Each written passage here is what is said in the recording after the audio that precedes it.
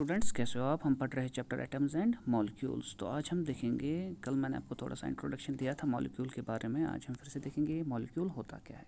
तो molecule generally होता है ग्रुप ऑफ 2 और मोर एटम्स, या एक दो एटम होंगे या दो से ज़्यादा एटम्स का बना होगा मॉलिक्यूल, और वो बॉन्ड होते हैं टुगेदर विद अट्रैक्टिव फोर्सेस। अगर ये एक एटम है, ये दूसरे एटम के साथ टुगेदर होगा, इसके साथ जुड़ेगा किसी फोर्स के तहत। ठीक है, कोई फोर्स होगा, कोई अट्रैक्टिव फोर्स होगा। जब हम मैग्नेट लाते हैं तो अगर आयरन नेल्स होते हैं वो अट्रैक्ट हो जाते हैं इसकी तरफ। तो इसी तरीके से जो दो एटम्स होते हैं ये एक दूसरे के साथ बॉन्डेड होते हैं किसी फोर्स के तहत, या हम कह सकते हैं अट्रैक्टिव फोर्स कोई होता है वहाँ पर। अब वो फोर्सेस क्या होते हैं, क्या वो हम आगे जाके पढ़ेंगे। अब देखो, अब हम देखेंगे। अब मैंने आपको कहा कि एटम्स ऑफ सेम एलिमेंट जो होते हैं, यानी कि अगर कोई एलिमेंट आपके पास है, कार्बन है, हाइड्रोजन है, ऑक्सीजन है, तो ये कार्बन में सेम टाइप ऑफ एटम्स होंगे, इस हाइड्रोजन में सेम टाइप ऑफ एटम्स होंगे, इसी तरीके से ऑक्सीजन में सेम टाइप ऑफ एटम्स होंगे। तो एटम्स ऑफ सेम एलिमेंट या डिफरेंट एलिमेंट्स वो ज्वाइन होते हैं टुगेदर टू फॉर्म मॉलिक्यूल्स। अब देखो, मॉलिक्यूल्स ऑफ एलिमेंट्स क्या होते हैं। देखो, मॉलिक्यूल ऑफ एलिमेंट जो वो होते हैं constitute by same type of atoms. ये मैंने आपको कहा, अगर कोई एलिमेंट है हमारे पास तो उसमें सेम टाइप ऑफ एटम्स होंगे। तो मॉलिक्यूल जो काफ़ी एलिमेंट्स का होता है, सच एज आर्गन, हीलियम, वो होता है खाली एक टाइप ऑफ एटम का बना हुआ। लेकिन नॉन मेटल्स में क्या होता है, जैसे कि ऑक्सीजन है, वहाँ पर होते हैं दो एटम्स ऑफ ऑक्सीजन। अगर आपके पास ऑक्सीजन है तो उसमें दो एटम्स होते हैं ऑक्सीजन के, इसीलिए इसको कहते हैं diatomic molecule.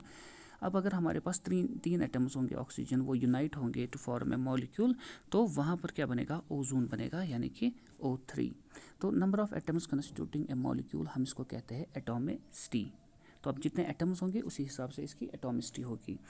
Metals and some other elements such as carbon do not have simple structure but consist of very large and indefinite number of atoms bonded together। तो ठीक है, ये जो कुछ मेटल्स होते हैं और सम अदर एलिमेंट्स, तो कुछ एलिमेंट्स में क्या होता है, जैसे कि कार्बन होते हैं, वहाँ पर सिंपल स्ट्रक्चर नहीं होता है, लेकिन वो कंसिस्ट करता है, यानी कि उस वहाँ पर क्या होते हैं, काफ़ी ज़्यादा एटम्स होते हैं, इंडेफिनिट नंबर ऑफ एटम्स होते हैं। अब देखो, कुछ एटॉमिसिटी कुछ नॉन मेटल्स की, आर्गन की है मोनो एटॉमिक, हीलियम की है mono atomic, oxygen, hydrogen, nitrogen और क्लोरीन की है डायटोमिक, यानी कि दो एटम्स। तो इसी तरीके से फॉस्फोरस की है टेट्रा एटॉमिक, यानी कि तीन है। तो सल्फर की है पॉली एटॉमिक, यानी कि तीन से ज़्यादा है। अब देखो, molecules of compounds, atoms of different elements join together in definite proportions. अब अगर दो एलिमेंट्स है हमारे पास, ऑक्सीजन और हाइड्रोजन, तो ये भी जॉइन होते हैं टुगेदर, लेकिन किस में ये होते हैं, डेफिनेट प्रपोर्शंस में टू फॉर्म मॉलिक्यूल्स। जैसे मैंने आपको कहा था, जब वाटर होता है तो वहाँ रेशियो बाय मास होता है, यानी कि 1 ग्राम होगा हाइड्रोजन, 9 ग्राम होगा ऑक्सीजन का। इसी तरीके से अमोनियम में होता है 14:3, कार्बन डाइऑक्साइड में होता है 3:8, कार्बन का 3 और ऑक्सीजन का 8 ग्राम। अब देखो, अब अगर हमारे पास H2O है, देखो वो क्यों आता है H2O। अब हाइड्रोजन क्या है, इसका रेशियो बाय मास क्या होता है 1, यानी कि 1 ग्राम हाइड्रोजन का और ऑक्सीजन का 8 ग्राम।